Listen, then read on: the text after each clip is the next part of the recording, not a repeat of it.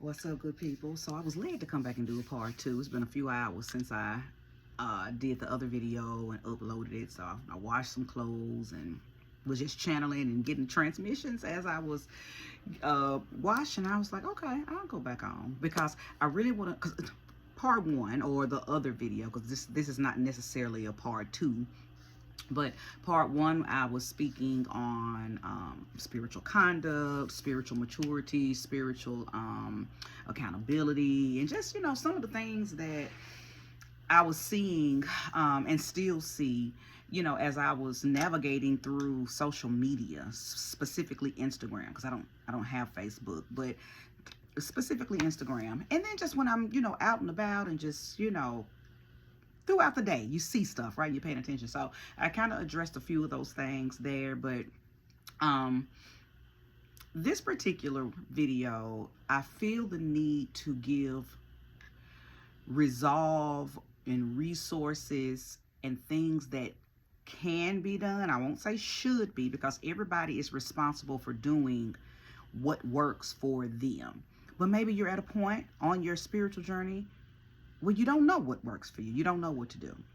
Now, before I go into that, let me sidebar, because I actually wanted to say this, what I'm about to say now, on that other video, but I had so much going on as I was speaking that I forgot to say this, but I want to say it now.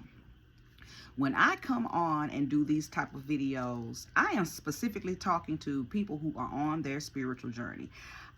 I don't talk to people who aren't spiritual. I don't even see them. I don't see non-spiritual people.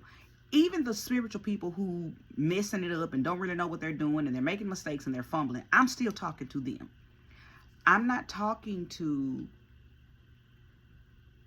people who are indifferent. I'm not talking to the adversaries. I'm not talking to the oppositional energy. I feel like if you have found my page and you are listening, learning, even if you're skeptical, there is something about you that is curious about spirituality the way I convey it, okay?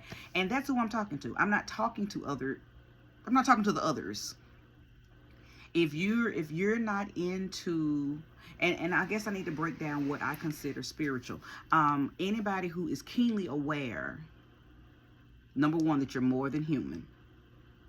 Number two, anybody that is keenly aware that there is more to life than materialistic views. There's more to life than lust and sex. There's more to life than money. Now, are all three of those tools that we've been granted as we navigate through this world? Yeah, some have more than others in those three things, and then there's more things too, right? But I'm talking to people who understand, even if you only understand it on a very minute level, that there is something beyond you that you want to connect to.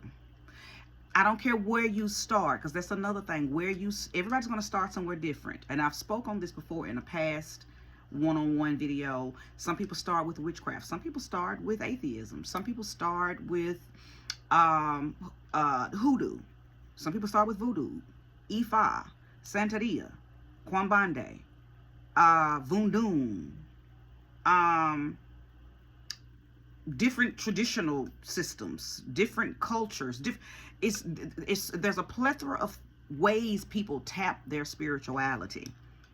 Some people stay in those traditions forever, stay in those systems and those cultures forever, and some people break away. Either way, how you find how you're going to do your spiritual thing is all an individual process, okay? Nevertheless, I'm only talking to all of those kind of people. I'm not talking to anybody who is a robot, who is a NPC. You only do what you're told. You don't see anything else outside of what probably religion. You don't have a broader aspect of things outside of religion. I do believe that religion plays a part of broadening your spectrum, but it is not the only thing. So if you got tunnel vision, I'm not talking to y'all.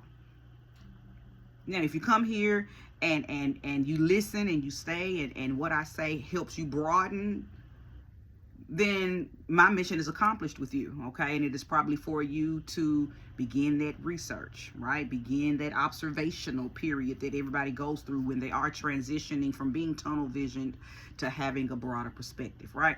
So anyway, I just wanted to say that because I noticed that I always say spiritual, spiritual, spiritual. I'm like, well, let me break that down to people who, you know, might say, well, is she even talking to me? Because I'm not spiritual. So anyway, no, I'm not talking to you if you're not spiritual. But if you happen to gain enlightenment, wisdom, and knowledge from what I say, then I say, then a wonderful connection has been made for you, and take that wisdom and do as you willst with it, right? So yeah, now back to the topic at hand. Some of the things that some of you can do who you may not know what to do right now. You might be saying, I'm feeling the urge, but I don't know where the urge is taking me. I don't know if I should be doing rituals, spells, candle magic, drawing sigils, working with herbs, you know, working with the elements, working with deities, working with gods, doing meditation, doing yoga, going out in the forest, working with the moon. I mean, there's so many ways that your own spirit is going to guide you to express your level of spirituality. Do it all. Do some of it. Make it your own. Okay. All I will say and all I will inspire is to do something. Do something. Don't sit idle when you are clearly being propelled to do. Okay. I'm a firm believer that we all be knowing what we're supposed to do. We're either lazy or afraid or confused. Those be the only three reasons people sit idle. Okay, lazy, afraid, or confused. If you're one of those three, that's an easy fix. You can speak to those. Those are low vibrational entities that have to hearken to your voice. So you can tell fear to kiss your ass and move on and do what you're supposed to be doing. You can tell laziness to help you get up off your ass. Take that lazy energy and transmute it into strength, okay? You can ask the universe to center you in clarity so you can be guided to what it is that you are supposed to do. All three of those are energies that you can talk to, and they have to obey what you're telling it to do, okay? So there is no excuse for anybody to be stuck in a rut and not know what to do. So I just gave you one thing that you can do to get the wheel spinning, to get the motion turning, okay? So let's talk a little more about some practicality, some methodical things that you can do. Now, before I go into that, I am also one of those type of spiritualists. I am the type of mystical woman that I believe that you need to put yourself in your work. You need to do something where your mind, your hands, your heart, your emotions are all in that thing. So I'm more of a crafter. I'm more of a hands-on. I need to smell it, feel it, taste it, hear it, see it. I'm a double earth woman. Okay, so I need to the details, the dedication, and the hands-on feeling it is something very tangible matters to me. Now, if I'm speaking to air signs, I know that y'all are not necessarily like that. If I'm speaking to water signs, you're not necessarily like that. The only other sign that is very similar to how earth people move are fire signs, okay? So fire signs, you may feel what I'm saying. The only thing that I have to say to you guys is you guys are so impulsive that you'll get the ball rolling on something, and you will become so great at it, and you will become so engulfed in it that you burn yourself out. Then you don't have anything to do because you aced it within the first week. And instead of pacing yourself and making it a ritual or a regiment, not because it's not a race. It's not a race. It's a lifestyle. You're not up against anyone. You're not racing against time. You are adopting and adapting to things that help you bring balance and structure and practicality to your life. Okay? So, but even you air and water sign people, you guys can do this in a way that it makes sense to you as well, right? And we all are a combination of all the signs anyway. So I know, you may go on, you may hear me say and hear other spiritualists, talk about specific signs, but we all have everything in us. Okay, some people have more of the energy of one sign or a couple of the signs than the other. Some people have more elements in them than the other. Like myself, I am earth fire. I only have two water placements, but I am earth and fire. Okay, you got some people that got a whole lot of water, very little earth. You got some people that are all air, all earth, very little fire, very little water. So, when it comes to your natal chart that I have been promoting since 2016, telling people to get one, okay? So you'll understand your own energy, so you'll understand what you are made of, so you'll know what makes you tick, so you'll know how your brain works. I digress on that. So, again, going back to some of those practical things, where would I start? I think if I was talking to a newbie, the newbies that I have had under my wings throughout the years, the first thing that I tell them is to start journaling. I don't teach people to jump straight into spells and rituals. I think one of the main rituals that a person needs to do is transitioning your thoughts onto paper. If you can't even dedicate doing that, if you can't bring it out of the heavenly realm down into the material realm, because that's all we're doing when we are journaling, when we're writing in our diaries, we're bringing our thoughts, our mercurial energy onto paper, earth energy, material realm, this 3D. You're bringing it from here in the thought plane to the material plane. Well, if you can't even dedicate to doing that, then you putting the cart before the horse. So I like to take people in steps. So start with that first. Write your thoughts down. Get them together, because most people who've never done anything, this is the very first time that they've actually got into the first levels of their spiritual path.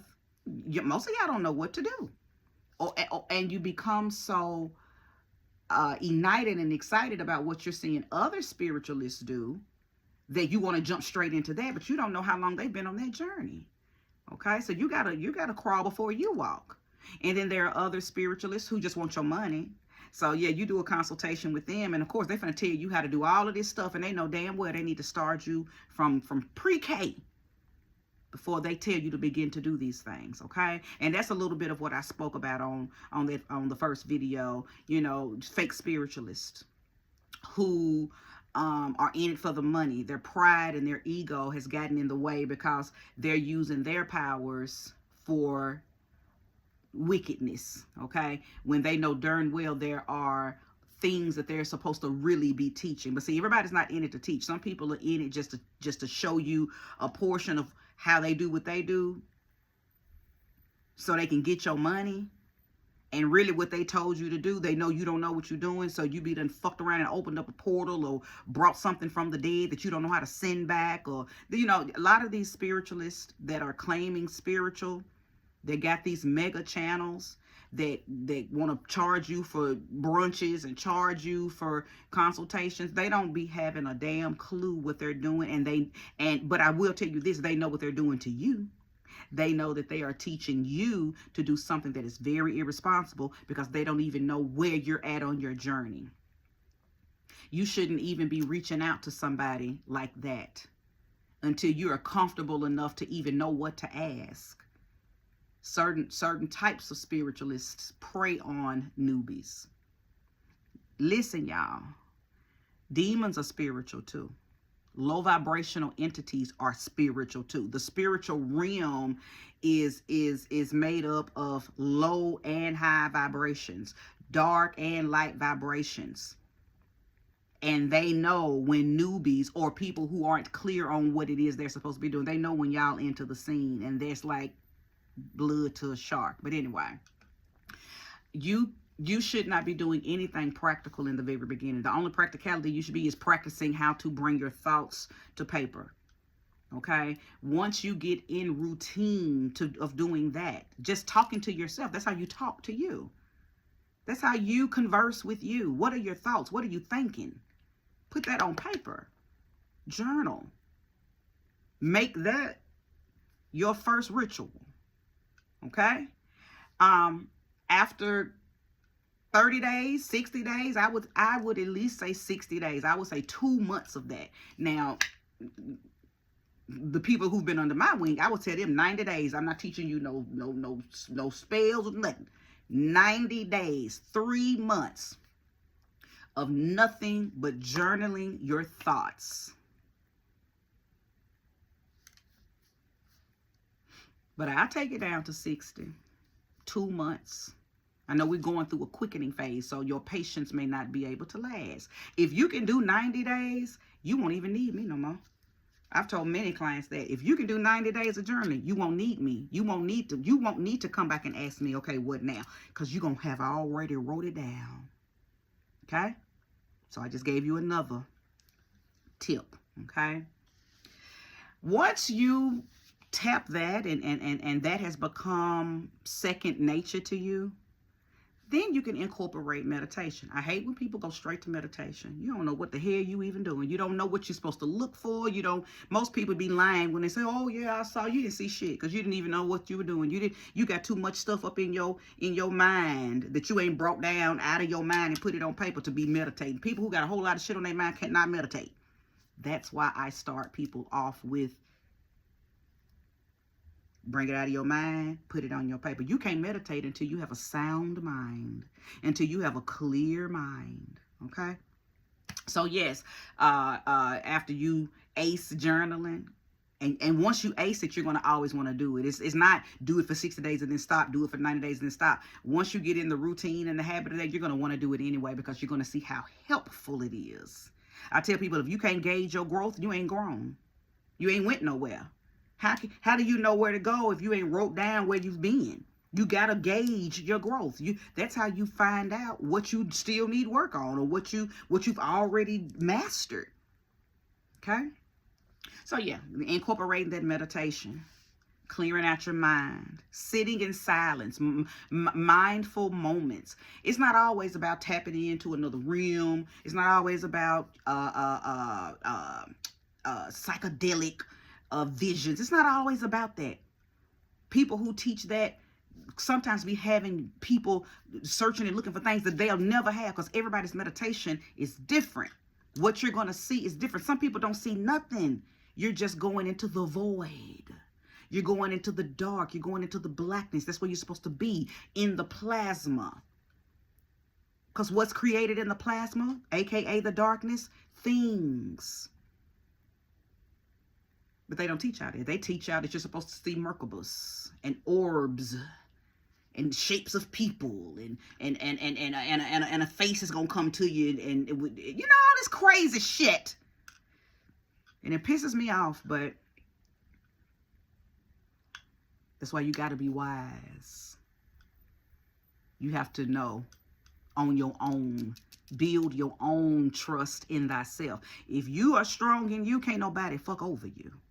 If you're strong in your own mind, can't nobody tell you nothing because your mind gonna, it don't sound right. I don't receive that. But when you don't know, when you just out here looking for help, everybody finna grab you and have their way with you. I teach people how to trust thyself. Okay? So one of the next things after you've aced the diary, the journaling, and then you've tapped into meditation. So now it's a combination, okay, of something very practical, very physical, something very mental and cerebral. Okay, once you've aced those, then you can begin to do a little something. Okay, then you might want to do a little candle magic. You might want to get you a white candle. Okay? And you ain't even got to start with dressing it or nothing. Just a pure white candle, because now you're working with the energy of the element of fire. Fire needs no introduction. You don't even really have to do much to a candle. When you're first starting out with candle magic, don't let nobody tell you that you got to do all this carving and you got to do them herbs and do that oil. And you don't have to do that. Trust and believe that the element that you're working with understands that you're pure. And it wants you as pure as possible, so you can leave that candle as pure as possible. Now, of course, I teach and have taught and still do candle magic. And of course, I like the herbs and I like the different oils and the different crystals and all of that stuff, because everything has its own energy and its own meaning. So you got to know, what everything means before you get to putting stuff with stuff anyway. That's why I don't want to confuse anybody with telling you to do this or do that. Just get you a white candle. And then once you start with your white candle, guess what? Some of the stuff you wrote, some of the things that you may tap into as you're in your moment of mindfulness will begin to teach you other things about other color candles. Because see, every color has a vibration. Every color has a vibration. But your own soul, your own self, your own intuition is going to begin to talk to you. Try a pink candle. See what a pink candle does. Every candle is going to bring its own result. Try a green candle. It don't matter that everybody online tells you get a green candle for money. Guess what? Your soul may tell you. Your soul may tell you that a green candle brings joy. Trust you. Your soul may tell you to get a red candle because that's what's going to bring you money. Your soul may tell you to get a purple candle because that's what's going to bring you the ability to speak your peace and speak your truth. Yes, there's a plethora of information on Google and all of these other things. And I've even done candle vids. And do you, though? Now, if you just need a basis on what everything kind of means, that's what's up. That's okay. But don't adopt nobody else's stuff. Do you. Do your own thing. Follow your own intuition. Working with a white candle is one of the most purest ways to connect to the white light, to the crown chakra light. Okay? And when I say working with it, I mean literally just sitting with your white candle and focusing on some of the greatest and highest vibrations that reside in you. I am loved. I am light. I am forgiving. I'm a forgiver. I have forgave. I am healed. I am magnetic. I am radiant. I am opulent. I have the excellent ability to heal myself. I am a healer. I am a comforter. I am a great listener. I am a great communicator. Every I am that you can think to say about yourself is what you're going to sit with that candle and say. And you're going to allow that flame to ignite your words and send everything you're saying up to the ethers.